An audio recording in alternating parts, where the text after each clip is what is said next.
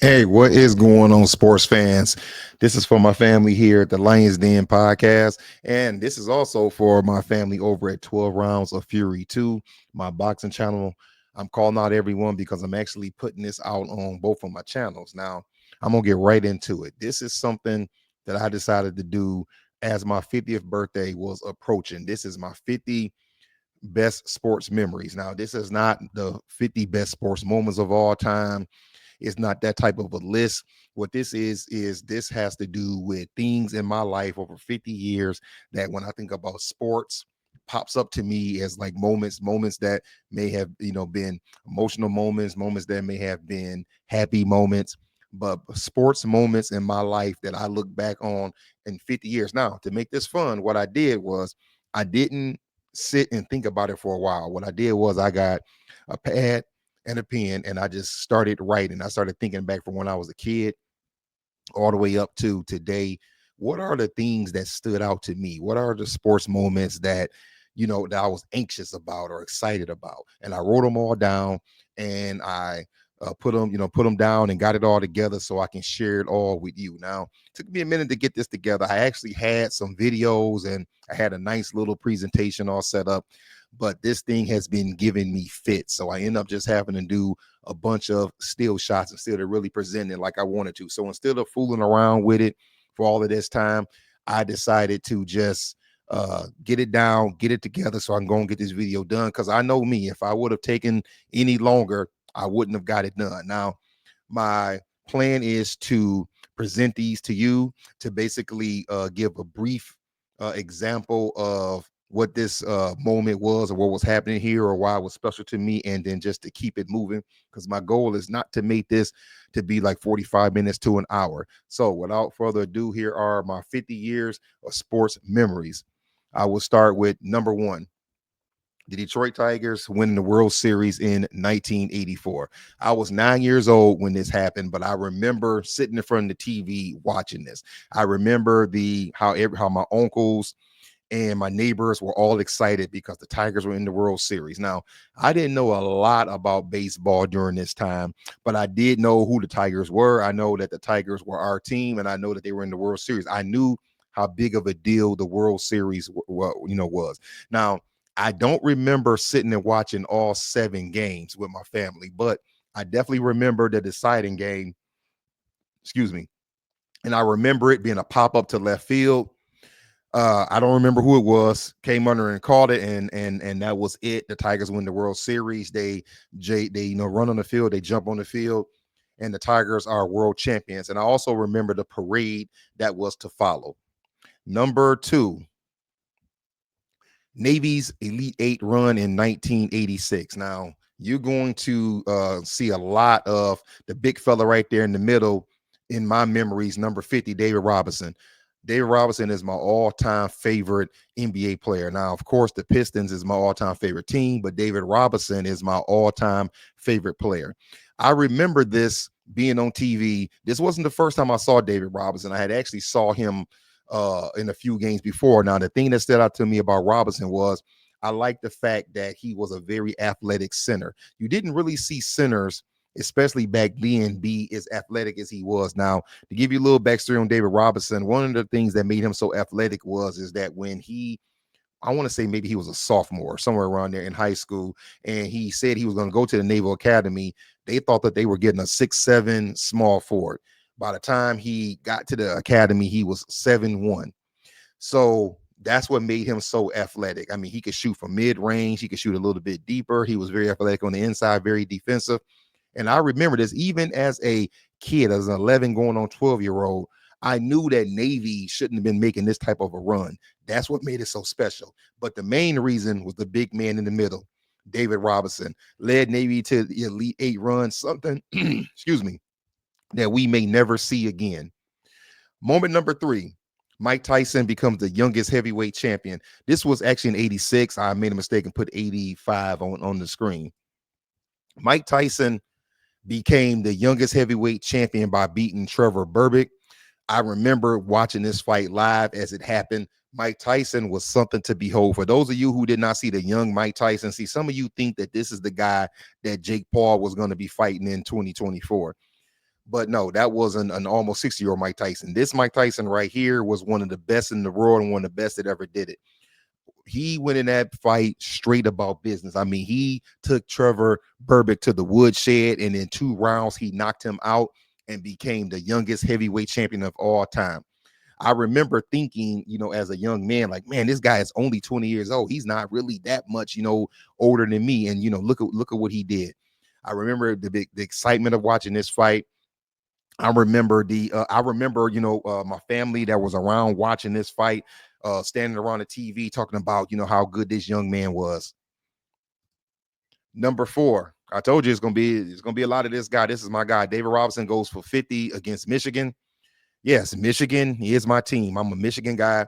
Let me be very clear. I am a Michigan Wolverine fan, but I'm an all-around Michigan guy. I don't care what school it is in Michigan. I'm always pulling for the Michigan schools and the Michigan teams. But this game stood out to me because you had Robinson going up against you had my about to be my favorite player, a guy that I was admiring in college, actually going up against my team.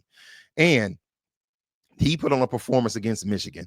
I mean, he scored from all over the place, held it down, and it was very clear that he was going to be a top pick in the NBA draft, which is something that we're going to be talking about very shortly. Number 5, David Robinson is drafted number 1.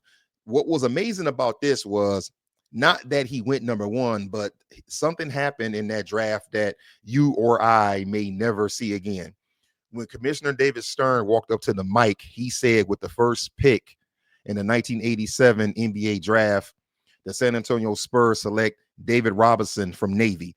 The point I'm making is that when we have probably you probably got to go back to the 40s before you hear about a first round pick coming out of Army or Navy. And he did it out of Navy, the first pick. Now, what you got to know about this is that he was drafted in 87, but he had a 2-year commitment to the Navy. So he wasn't going to be able to come into the league until 89, which he did. And when he came into the league, he tore it up and he didn't look back. Moment number 6, my Pistons finally beat the Celtics. Now, I am 12 going on 13 at the time. I'm a huge Pistons fan. I saw the Celtics break my Pistons' hearts in 87 and 86. And the Pistons finally get over on the Celtics. Now I was actually at game, not this game, but the game before. I was actually live at the game. I've told people before that my mom worked at the Pontiac Silverdome. The Pontiac Silverdome was host to the Detroit Pistons all the way up until 1989, and they were well, I should say 88, because 89, 90 they were in the Palace up to 1988, and then the Lions up until Ford Field opened in the early 2000s, amongst other things there. So I wasn't at this game, but I was at home watching this game, and I remember the feeling, the excitement that my boys finally got over on the Celtics. Now, I do want to point out something. You see, I know this picture is a little blurry, but you see Kevin McHale dapping up Bill Laimbeer, and he shook Isaiah's hand and told Isaiah Thomas, don't be happy with this, go get him. Now, I want to say something real quick. When the Bad Boy Pistons in 1991 walked off the court against the Bulls and they didn't congratulate them, a lot was made of it, and a lot of people didn't want to buy Isaiah Thomas reasoning when he said that when we finally beat the Celtics in 88, they just walked off the court. Because some people remember Kevin McHale congratulating them, but the truth is that Larry Bird, Robert Parrish, Dennis Johnson, Danny Ainge, those guys did walk right off of the court. Not saying that Isaiah should have did that to the Bulls, but Isaiah was absolutely right when he said that the Celtics did it to them. But anyway, this is about my Pistons.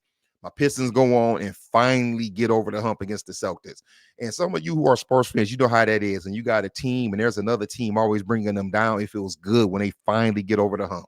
Number 7, speaking of that NBA Finals 1988, Isaiah Thomas scoring 25 points on one leg.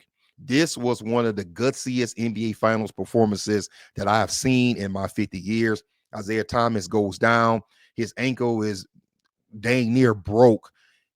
But somehow through the adrenaline running through him, my boy lights it up in the third quarter. You all should look that up if you've never seen it. Look up Isaiah Thomas, 1988 NBA Finals, third period. He scored 25 points. He was all over the place. He did Everything he gave us his heart and his guts and got our Pistons to that win. Unfortunately, he could not play in game 7, and because of the phantom foul, my boys did not win the 1988 NBA Finals. Number 8, Mike Tyson becomes the true heavyweight champion in 1988. Some of you, some of my boxing family over here knows what happened here. Sorry, I couldn't get this picture any smaller, but this is the Sports Illustrated cover of Mike Tyson knocking down Michael Spinks and looking down on him. This is when Mike Tyson became the true heavyweight champion. Yes, he did beat Trevor Burby back in 86, but this is when he became the heavyweight champion. This is the reason why. Michael Spinks came up in weight and he beat Larry Holmes not once but twice. That second fight was even closer than the first fight in my opinion, but it's a thing called linear for those of you who are not real boxing, who are not, real true boxing fans. It means that you're the guy who beat the guy, and the guy who beat the guy was Michael Spinks, and Larry Holmes was the guy. So Mike Tyson had to beat Michael Spinks to be considered the true linear heavyweight champion. He did it in 90 seconds in the first round. I'm telling you this, I never seen a professional man look so shook and scared in the fight than Michael Spinks in that fight. It was in his eyes, man. And Michael Spinks was a great fighter. Not a good fighter, a great fighter, but he had that fear in his eyes. Well, with Iron Mike, I think Mike sensed it and he got him out of there in one round. Moment number 9. Not bad, boys. My Pistons get over, and this time they take the Lakers out in 4 and they win the 1989 NBA championship. This was beautiful. I wish I'd have kept this newspaper cover right here. I had this when I was a kid. I was a knucklehead kid who had all kind of memorabilia back in those days, and I just did not keep them around. But I had this news article, and I kept it for a while. Not bad, boys. The Pistons do it. They sweep the Lakers in 4, and they bring the first championship home to the Pistons, who will soon be the back-to-back champions. Moment number 10. My Detroit Lions draft Barry Sanders. This was a key moment in Lions history. I remember hearing about this guy. Now, you got to remember, this is 1989. I am 13 going on 14. I had always seen highlights or heard of this Barry Sanders guy, but you got to remember, back then, this is the time before we had 370 channels on cable, or you had like YouTube TV today. You had to kind of catch games how you could. Like, give you an example. My second favorite NFL player, I'm sorry, I shouldn't say that. My actually favorite NFL player, not second, my favorite NFL player is Deion Sanders. I only actually saw him play a couple of times on TV on NBC when he was at Florida State. You got to remember, this is not the time where you could just find these games. So we, in those days, used to just watch all the sports we could, and we would get very excited when you would get games on of teams you normally don't see, particularly in college. If you got, Syracuse or North Carolina, UCLA on, we were excited to watch those games because we heard of these players, but you didn't get to really see them that often. But this right here was a turning point for the Lions. He turned the Lions into a winner in his 10 seasons. He changed the whole history of the franchise, and this is more probably arguably the best draft pick the Lions ever made, the greatest running back of all time, in my opinion. Moment number 11, my Michigan Wolverines basketball team wins a national championship in 1989. I was watching this game the night that it had, the Monday night that it happened. Glenn Rice, that's the guy right there to the right on number 41. He was one of the best shooters that I ever saw in college, and he was actually a very great shooter in the NBA. He led the Michigan Wolverines. This was a special night. I remember going to school on that Tuesday and how we all were excited talking about how Michigan was the national champion. Moving on to moment number 12. It was the Thomas Hearns Sugar Ray Leonard 2 fight. I remember the first fight, but I was 6 years old when they fought the first time, so I don't remember watching that fight live. But this fight I actually watched live. My aunt and my cousin went to the Silverdome and watched this on the big screen. They had a big projector screen up in the middle of the stadium, and we watched this fight live. Of course, I am a huge Tommy Hearns fan. He's from Michigan. He's from Detroit, which is my city. So I'm a huge Tommy Hearns guy, and it was great to see him put a whooping on the great Sugar Ray Leonard. Now, I believe that Tommy Hearns won this fight, but not only did I think that Hearns won this fight, Sugar Ray Leonard himself, even to this day, will tell you that Tommy whooped him. He didn't get the decision. It ended up being a draw, but Tommy put on a great performance that night. It's a shame that it took them 8 years for this rematch, but it did happen, and I thought that Hearns showed himself well, which brings us to moment number 13. Unbelievable. Mike Tyson loses to Buster Douglas. This right here is still in boxing the number one greatest upset I've ever seen in boxing, and it is arguably the number one greatest upset that I've seen in my 50 years in sports. Mike Tyson was unstoppable. I remember watching this live. It was my aunt, my cousin, and I watching this fight live. We don't know who Buster Douglas is. We are watching this fight because we want to see Iron Mike do what he does. We want to see him ice this guy. But Buster Douglas came in pumping that jab. He makes it through the second round, the third round, the fourth round, the fifth round. We are looking at each other like, what is going on? Why is Mike not getting this guy out of here? Why does Mike look so lethargic and, like he's sleepy and not in the fight? Mike did get a knockdown, and some people believe that it was a long count, that, the referee took too much time counting Buster Douglas out. But needless to say, Buster Douglas gets through it. He gets up. He catches Mike with like 4, 5, 6 unanswered shots. And this is the moment right here. Mike is trying to get up, fumbling for the mouthpiece, puts it in his mouth backwards. We were sitting there stunned in silence when the referee grabbed Mike and waved his hand, and it was over. We thought that Mike Tyson was going to go on like a 10 to 15-year run, to be honest. We thought that this man was still going to be heavyweight champion in his early to mid 30s. That's how dominant he was. And guess what? I believe he could have done that if he only would have stayed disciplined. Moment number 14. Vinnie Johnson 007. For those of you who don't know what this is about, this is when my Pistons won their second championship in 1990. We call him 007 because when he took the shot and when the shot went through the basket, they stopped right at 007. Now, Isaiah Thomas, the leader of the team, is bringing the ball up the half court. Sorry, y'all. I just couldn't get the videos to work right. I had the video of it. Isaiah brings the ball across half court. It's obvious that Isaiah Thomas is going to take this shot. The Pistons are down by 1. Isaiah can't shake his defender. I think it was Terry Porter on him. He swings it to the right to Vinnie Johnson. Isaiah tries to get open. Vinny pivots to his left. Isaiah isn't open. He takes one dribble. He goes up, bang, hits the shot. Nobody expected Vinny to take that shot. The Pistons go up by 1. The Trailblazers have to sling the ball on all the way down to the other end of the court. They can't get a shot up, and my Pistons are back-to-back champion. And this man right here, Vinnie Johnson, the microwave. And for those of you too young or don't know who this man is, we called him the microwave because he heated up very fast. He wasn't one of those players who had to get in and kind of get his rhythm about him. He heated up very fast. The microwave, Vinnie Johnson, 007, we retired his jersey, and it should have been retired, but because of him, the Pistons were back-to-back champions, I should say. Number 15, my Lions make a surprise run and ride the momentum and make it to the MC Championship in 1991. Here was the quarterback, Eric Kramer. I know some of you guys never heard of him, but you got to understand, this Lions team went 12-4. If I'm not mistaken, I think I made it to about 6 of the 8 home games that year. The Lions went on a crazy tear. I tell my son this all the time. Now, the first game of the season is Sunday Night Football. Sunday Night Football is new. My Lions get blew out by the Washington Redskins, 45-0. And I told my son, I remember watching that game, and I said, man, Washington is going to win the Super Bowl. I mean, they destroyed the Lions, and they went on to destroy the whole league that year. I'm going to argue that Washington Redskins team is one of the best NFL teams ever. But my Lions lose that game, and then they go on a couple of game win streak. And one of the games that they win was in the Silverdome. I was in the house against the Miami Dolphins. Dan Marino led Miami Dolphins. And I remember when Eric Kramer took a knee with under a minute left, to run out the clock, how loud. That place was jamming. It was loud. And when we were walking out of the stadium, fans were yelling, "We going to the Super Bowl," because we were excited. The Lions were finally a winner. They finished the season 12-4.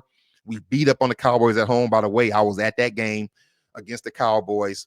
We beat them. We get to the NFC Championship game. Now, to be honest, we didn't necessarily think that we would beat the Redskins, but we did have a little bit of hope. This team had turned the corner, but we didn't. Washington beat us 42-10, and as I mentioned, they went on to go on and win the Super Bowl. But this was a magical year. Number 16, Tecmo Super Bowl. Oh, yeah, I put a video game on here. This right here is my all-time favorite video game on the NES. There was nothing better back in the day than Tecmo Super Bowl on the NES. This game was great. It was the first football game where it had all 30 teams. This is before Jacksonville in Carolina. They had all 30 teams on there. They actually had real players on there. It wasn't like, running back number 3. They had real players on there playing with my Lions. It was number 20 was Barry Sanders, and of course the unstoppable Bo Jackson. We all want to play with the Raiders because Bo Jackson was just unstoppable on this game. Arguably Tecmo Super Bowl, greatest video game ever. Moment number 17, the Fab Five, 1991 to 1993. This was a great time to be not only a Michigan Wolverine basketball fan, but to be a basketball fan in general.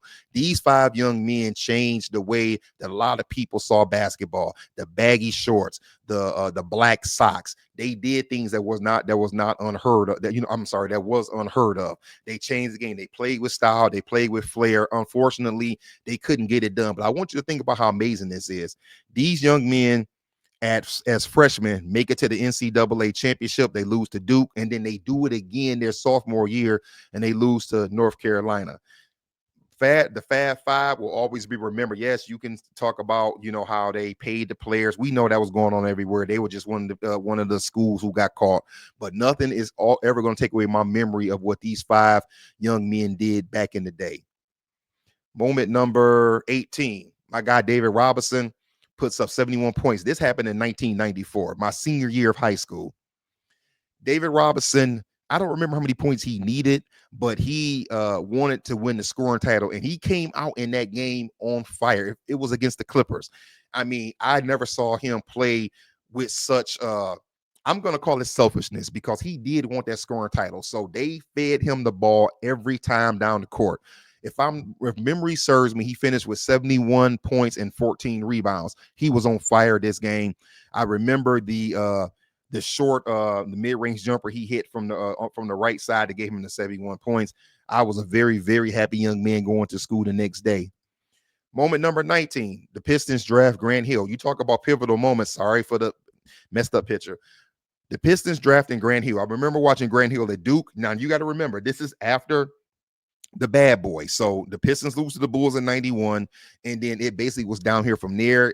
Isaiah is starting to suffer injuries. Isaiah retires in 1994. The Pistons don't make the playoffs, but we finished with a top 5 pick, and that pick was Grant Hill. Grant Hill went on to be one of the best Pistons ever, still to this day, even though he only played 5 years. I was a big Grant Hill guy. He did my Pistons well. I wish he would have stayed with us, but it is what it is. Moment 20. Jim, I can still hear Jim Lampley's voice. It happened. 45-year-old George Foreman becomes the heavyweight champion again. To explain to you all what happened here, George Foreman is 45 years old. George Foreman retired in 1978. He's a preacher. He's a pastor. He comes back to boxing in 1988. And then at 38 years old, and then 6 years later, he is the heavyweight champion again. Now, let's be clear. Michael Moore was winning this fight, should have won this fight, but I don't know if he got cocky, if his pride got the best of him. All he had to do for these last 3.5 rounds was dance around, pop George with the jab, and move, but he didn't. His great trainer, Teddy Atlas, told him, the only chance he's got, Mike, is if he lands a shot. He's looking to land something big. Mike did not heed the warning. He stands right in front of George. George throws a left, right, and then he immediately throws another left, right. The second one caught Michael Moore dead on the chin. I mean, his lights were out. You can see it in his eyes. I mean, George Foreman detonated him. George Foreman looks up to the sky. He kneels down in the corner to pray, and Michael Buffer gives one of the greatest announcements at the end when he says that George Foreman is once again heavyweight champion of the world. Still, to me, I get chills thinking about this. Moment number 21, my Red Wings win the Stanley Cup in 1997. This was just the same as my Pistons. I'm watching the Red Wings in 94, 95, 96 come up short, but 97, they finally get it done. Steve Yzerman gets his Stanley Cup, the greatest Red Wing of all time. He gets his much-earned Stanley Cup, and one of the things that I remember about this Stanley Cup final is that the downtown Detroit was jammed. Unfortunately, I heard rumors of people missing their prom that night because there were so many cars backed up on the freeway, backed up downtown because people were out celebrating the Red Wings winning that championship. It was a good feeling. Moment 22, my Michigan Wolverines win the national championship. Now, they call this a split national championship because if I remember, the AP had Michigan number 1, but the coaches had Nebraska number 1. This was before the playoffs, for those of you who are wondering, why were there split national champions? So this was back when the AP and the coaches were still voting for the national champion. So it was really about at the end of the season who they voted as number one. I did not like that.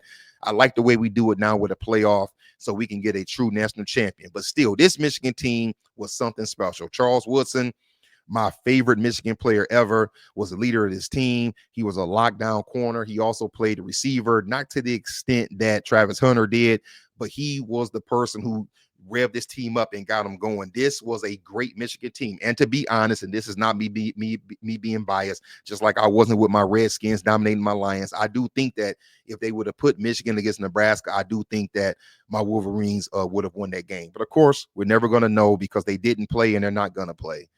Moment number 23, Barry Sanders goes for 2,000 yards. Some of you Lions fans remember this. Barry Sanders needed, I want to say, like 153 yards against the Jets in this game at the end of the season.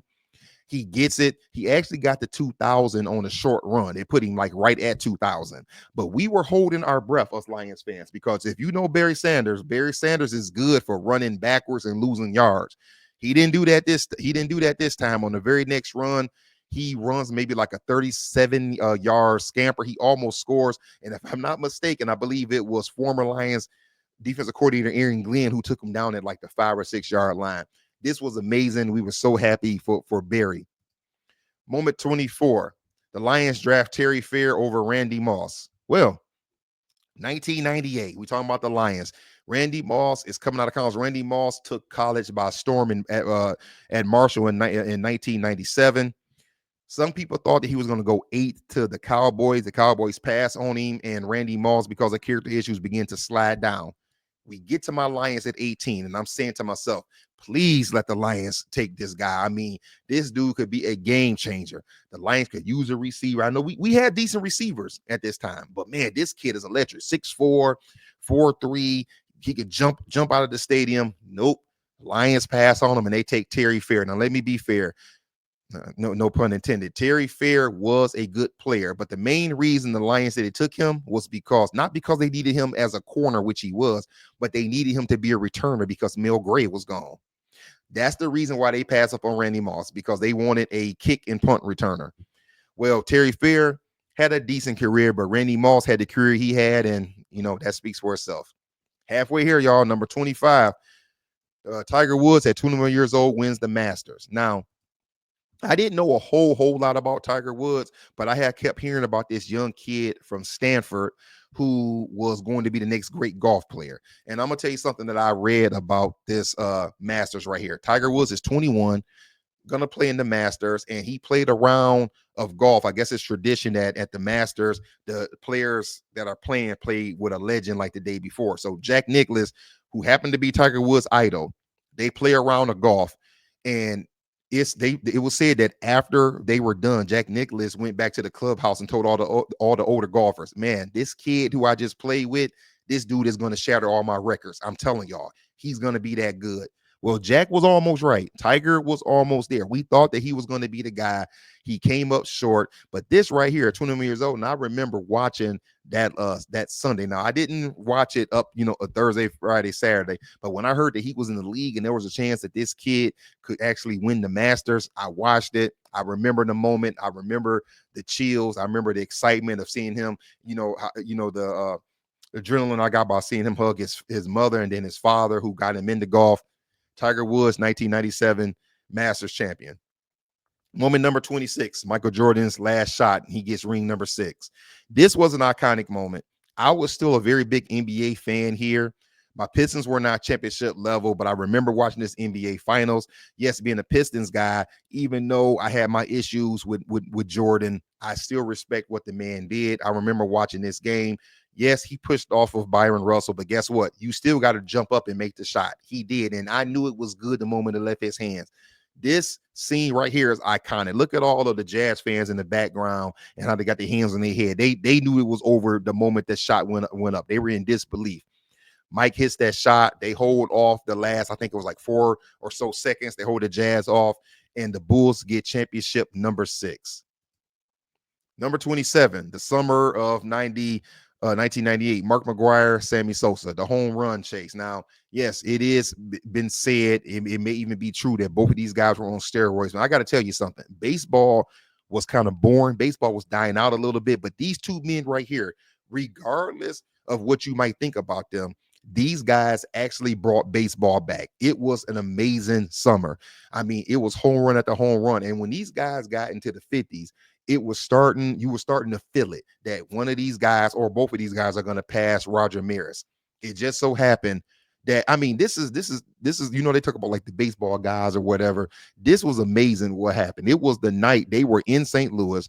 The Cardinals were hosting the Cubs when Mark McGwire hit home run number 62 to pass Roger Maris. Literally, the guy who's neck and neck with him, Sammy Sosa, is in the building. They're playing each other that night. Something that was even more exciting was after Mark McGwire hit number 62, a couple of nights later, Sammy Sosa hits number 62 and ties the record. It was an amazing summer. You can say or think what you want about it, but it actually brought baseball back. Number 28, my guy David Robinson finally gets his championship. The San Antonio Spurs, this would be Tim Duncan's second season. It was the strike shortened season. That's true. But my guy, I don't care. My guy, David Robinson, finally gets his first championship. He would retire with two. And yes, he did have the help of a young Tim Duncan, but that doesn't I couldn't tell you how excited I was. I watched every second of that finals because I wanted to see my guy get his ring, and he did. Moment number 29, quiet excellence. Joe Dumars, a very underrated all-time NBA great player, plays his last game. The Pistons were back in the playoffs. Joe Dumars was honoring his contract. It was the last year of his contract. He made it clear he wasn't coming back. And this game right here was in Atlanta when he walked off the court. And the reason why this is one of my favorite moments is because Joe Dumars is not what you would call a top 10, top 25, not even really, not probably not, I'm not even a top 75 all-time great. But the ovation, you should look this up. The ovation that the Atlanta Hawks fans gave him gave me chills. They respect this man's game. He walked off the court. The announcer announces him, and the fans give him a standing ovation for about a good minute. All the Hawks players come over and embracing. This man was an absolute. This man was a great NBA player, a legit 23-5 guy. He played the two. He also could play the one. He wasn't a point guard, but he could play the one. He did bring the ball to the court sometimes, but Joe Dumars had a good inside game. He had a good outside game, and he was a dog defender. Shout out to my man, Joe Dumars. Moment 30. My favorite fighter, Felix Trinidad, stuns Oscar De La Hoya in the welterweight showdown. This fight made me nervous. Oscar De La Hoya, the great Oscar De La Hoya, going up against my guy, Felix Trinidad. If you saw this fight, the first 4 to 5 rounds of the fight, Oscar is just taking Felix to school, man. I mean, he's speed, man. Oscar is hitting with the jab, hitting with the 1-2s, hitting to the body, moving, sliding. Trinidad has no answers. But then Oscar De La Hoya does what he has done a lot in his career. He takes his foot off the gas, and he allows my guy Felix to get back in the fight with left hooks. Felix started walking Oscar down those last 7-8 rounds, and he did enough just to get the decision. Needless to say, I was beyond excited. This was a great fight, a great showdown, and I remember anticipating this fight coming up. Moment number 31. Cynthia Cooper leads Houston to the four-peat, 1997 to 2000. Now, I'm going to sorry about this blurry picture. I'm going to keep it real with you. Back in these days, I was a WNBA fan. I remember being happy that American women were going to get a chance to actually play ball here in America. And the Houston Comets went on to win the first 4 championships. They set up a mini dynasty that may never be repeated. But really, the catalyst behind this was the woman to the left, Cynthia Cooper, a player who doesn't, in my opinion, get her due when they talk about all-time greats. Listen, she was in her 30s when the WNBA came into existence. And Cheryl Swoops wasn't playing that first year in 1997 because she had recently just had a baby. Tina Thompson is a rookie, and the team is kind of sputtering. And then she has a meeting with Chancellor, the coach, and she told him, "Coach, you're not really using me right. If you run the offense this way, we can get something going." He listens to her. They do it. She leads the team. Swoops did come back towards the end of that first season, but it was because of Cynthia Cooper that team ended up with 4 championships. She really needs more due than she gets. Moment number 32. This was a hard one for me. My guy Felix Trinidad is dominated by Bernard Hopkins. This was a fight that I did pick my guy Trinidad to win this fight, but I knew that he could lose this fight. And I knew at about round 4 that he was going to lose this fight. Bernard Hopkins fought a masterpiece this night. He did not stand still like William Joppy did. He didn't stand still. Every time he saw Trinidad trying to load up on the left hand, he would move. Bernard would move his feet, and then he would rush in, hitting with 2, 3, sometimes 4 shots. He would tie him up, hit him on the hip. You know how B-Hop is, turning. He working with the jab, working with the straight left hand. I mean, Bernard Hopkins put on a master class this night. One of the sad moments about this too, not only because my guy lost his first fight, but was because if Trinidad would have won this fight, who was in his prime, he wanted to fight a prime Roy Jones. Roy Jones is my second favorite, my second favorite fighter of all time. I thought that those guys were going to get the fight then. They didn't. Trinidad goes down. He fights one more time after that, and he goes into a short retirement. I was speechless this night. Moment number 33. NASCAR loses a legend. This was very sad. I actually didn't see the race live, but I remember hearing about it. And I remember I rushed to the TV to see if it was true. No, that can't be true. The reason you didn't hear me say rush to the internet is because this was still during the time of dial-up, and it took forever to get on the internet. So I go to ESPN and found out that it's true. The great Dale Earnhardt had passed away. And then when I saw the accident, what was crazy about it is that it didn't look like it was that bad. Like I couldn't believe it that took him out. I saw the accident with my own eyes when his car flipped over. It seemed like 3, 4 times, and he survived it. The way that the accident, it didn't look like when his car got hit on the passenger side like it did that much damage. I thought maybe he was hurt, but I surely didn't think that he was going to pass from it. But unfortunately, he did, and I remember being very sad, seeing this. That was one of those sad moments. Number 34. Roy Jones moves up to heavyweight and makes history. Roy Jones goes up in weight. He beats John Ruiz, a fight that, yes, I did pick Roy to win, but of course I had I didn't put it past the fact that Ruiz could catch him with a hard right or left and put him down and knock him out. But Roy Jones put on a masterclass performance. He was inside outside. He was just too fast, and he was just too much for John Ruiz. What saddened me about this is that after this fight, if Roy wasn't going to fight another heavyweight, I heard that Roy wanted to fight Mike Tyson, and he said, if that's not the case, I'm gonna go back down the weight. I believe that Roy Jones made a grave mistake by not just going right to cruiserweight. At the time, cruiserweight was still 190, and Roy weighed in at 193 for this fight and came into the ring at 199. I think that he really killed the end of his legacy by going back down to light heavyweight, destroying his body and fighting Antonio Tarver. But for what it's worth, he was heavyweight champion. Moment 35. My Pistons pass on Carmelo Anthony. Okay, sorry about that picture, y'all. Listen, now Joe Dumars, not only was he a great Pistons player, but he was doing a great job as the president. He made great trades, great draft picks. This was the one thing that to me killed his legacy. Carmelo Anthony in 2003, a freshman coming on off the national championship game. I was outside doing yard work, and I remember that the lottery was that night.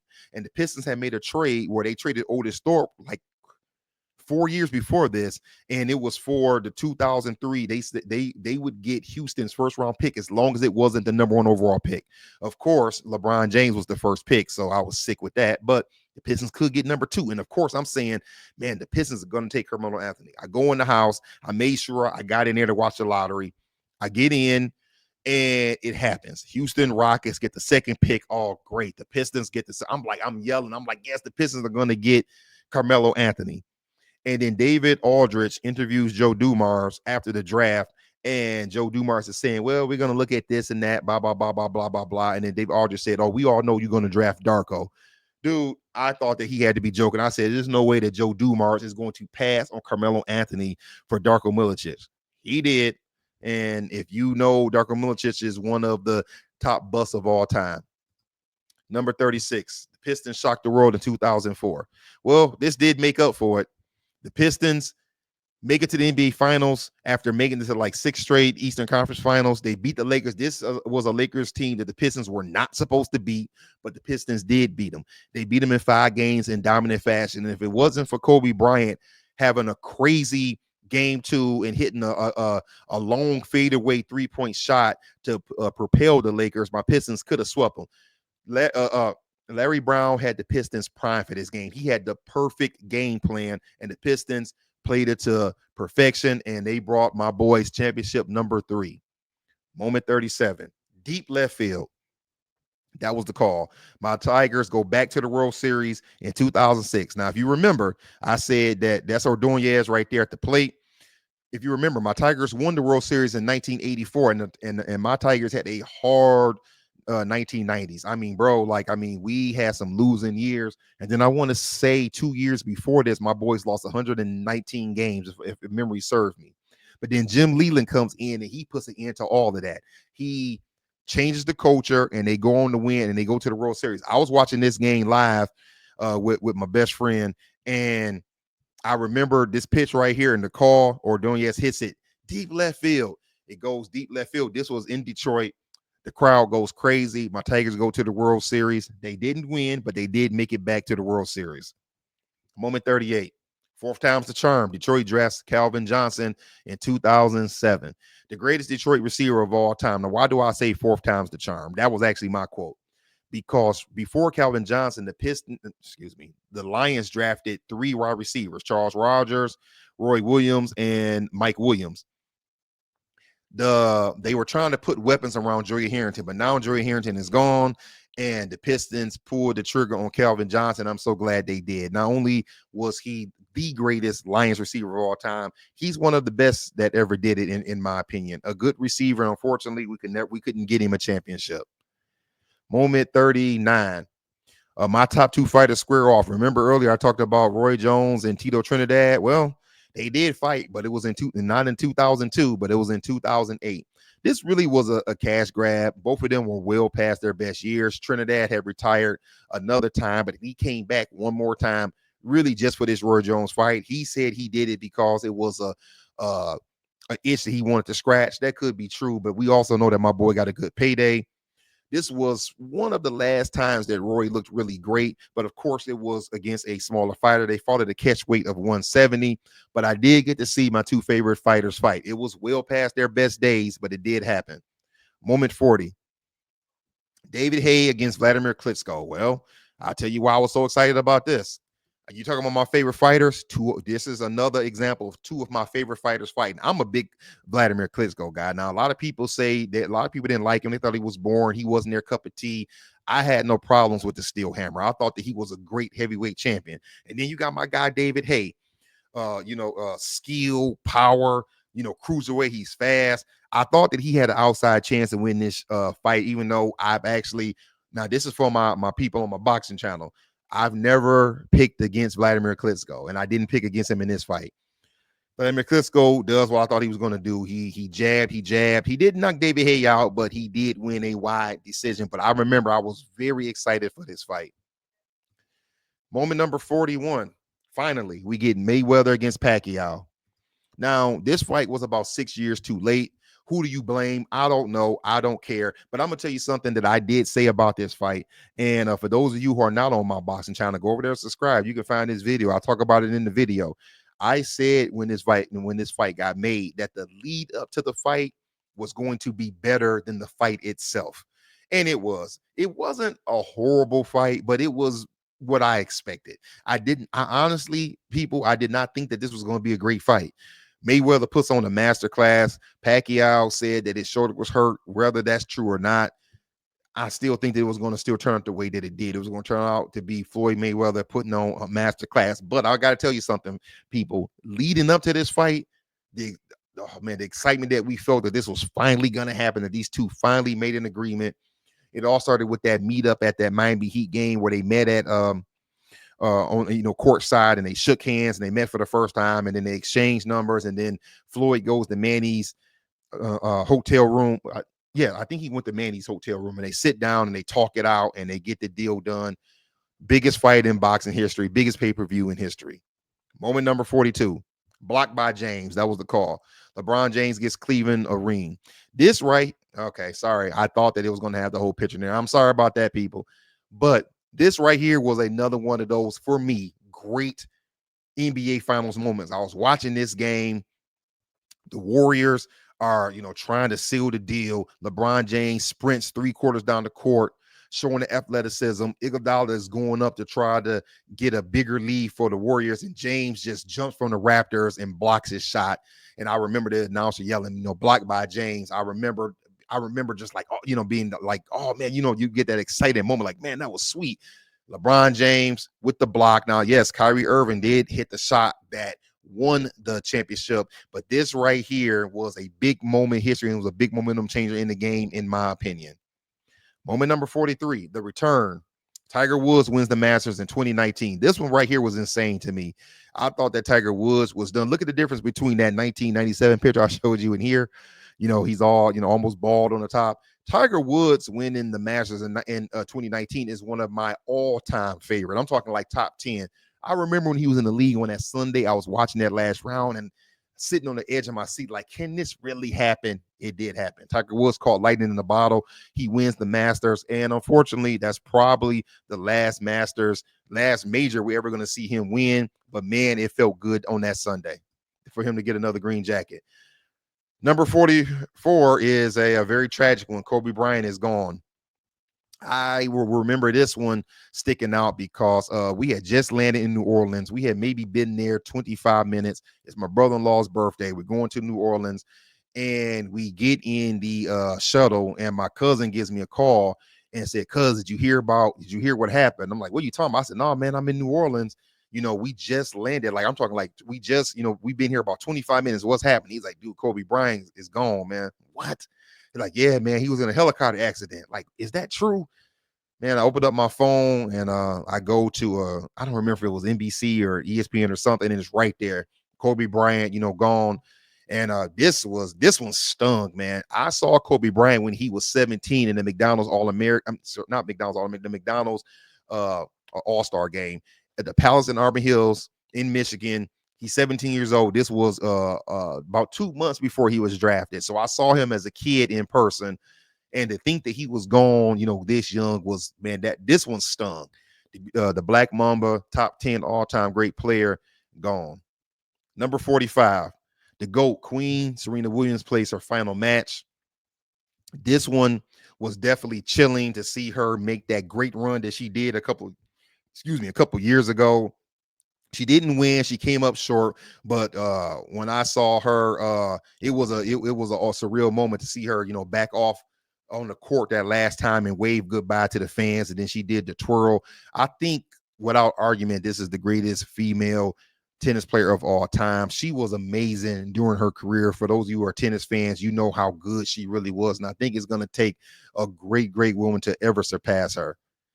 Moment 46, my Michigan Wolverines, the football team, win the 2023 national championship. This one was awesome. Jim Harbaugh did what he said he was going to do. Jim Harbaugh, the true Michigan man from Michigan, he comes back to Michigan, and he actually takes the team to where he said he was going to take them to. Michigan was dominant in that win against Washington, and then Jim Harbaugh rides off back into the NFL, and it was good to see him do that. He came and did what he said he was going to do, and Michigan got our national championship.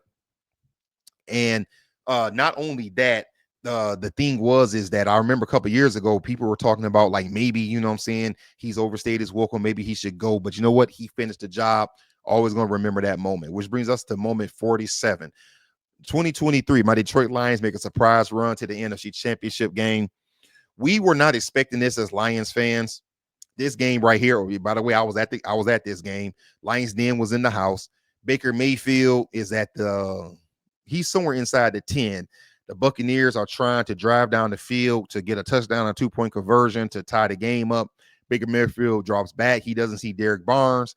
He throws an interception by the linebacker. The Lions win the game. I remember that stadium, Ford Field, was so loud. Like I said, we did expect the Lions to make the playoffs in 2023, but we thought it was going to be a wild card and then done. And then we thought that 2024 would be the year that we make that run. But the Lions make it back to the NFC Championship game, and they play one good half, but of course the 49ers turn it up in the second half, and it wasn't meant to be. But this was a surprise run for the Lions, one that I don't think us Lions fans will forget, which brings me to moment number 48. The Lions go 15-2. So this was in 2024. Now, this wasn't a surprise, but sorry about that picture. But it wasn't going to happen. We all knew that the injuries were going to catch up. Sorry, people, it's not an excuse. The Lions, a quarter to half of our defense was injured, and I'm talking starters and reserves were gone. They were injured. We knew that it was going to be a hard feat if we would have got past the Commanders to beat the Eagles or even to beat the Chiefs in the Super Bowl with that depleted defense. But 15-2, the greatest Lions season of all time. We surpassed that 1991 team, which brings me to my last two moments. And these two are very personal to me. My youngest daughter becomes a three-sport college athlete. Now, my daughter was an athlete her whole life. And she goes to college and she not only plays basketball, but she also plays volleyball and does cross country. This was a very special moment to me. I was trying to find a picture of her, of us all for her, when she signed her letter of intent, her senior year in high school, but I couldn't find it. And like I said, I want to get this video going, but I was very proud of her. She went to college, graduated 4 years straight. She did fine, in college, she hung in there, but she did her time, and I'm very proud of her. It's always a part of me that thinks that she went on and did those things because she knew that it was something that would make me happy, which it did. But I'm very proud of her for that. Now, as a father, that was a very proud moment, which brings me to my last moment, and this is another proud papa moment. My son returns to football. Now, those of you on my 12 Rounds of Fury channel, that's just me over there. But those of you right here on the Lions Den channel, this is my co-host right here. When he's not busy with school, he is with me on here on the show talking about the Lions, whatever else we're talking about. He graduated in 2021. His last year of high school, his last year of football would have been 2020, COVID year. So instead of them playing 9 games, he only ended up playing like 5 or 6. Then he goes off to college to run track. His goal was to at least do football one more time just to get out there. And in 2024, he got his chance at his college. He gets back out there on the football field. It was a very happy moment for me. It was just good to see him out there in the pads another time. So as a father, this was another proud moment for me. And of course, if you can't tell, that's me right there on the left. All right, people. We appreciate that. Thank you for listening to my 50 best moments of my life, 50 sports moments. Now, there are some other moments that when I actually thought about it, I said, oh man, I probably could have said that. I probably could have said that. But like I told you, what I wanted to do was I wanted to just basically get in here and give my moments and not think about it. I just want to get off the cuff. Of course, I have some honorable mentions, but I'm going to leave them at that because I said I didn't want this video to be 45 minutes. I feel like I've only been talking for 15, but it has been 53 almost minutes. That's pretty much it. If you haven't already, like, comment, subscribe, hit the notification bell. For those of you who are not following me on my boxing channel, 12 Rounds of Fury 2, is right there on the screen. Give me a follow over there. And for anyone who isn't following the Lions Den podcast yet, it's right here at the bottom of the screen, and it's right there on the screen. That's all I got for this one. I appreciate y'all for hanging in there with me on this one. Until next time, peace.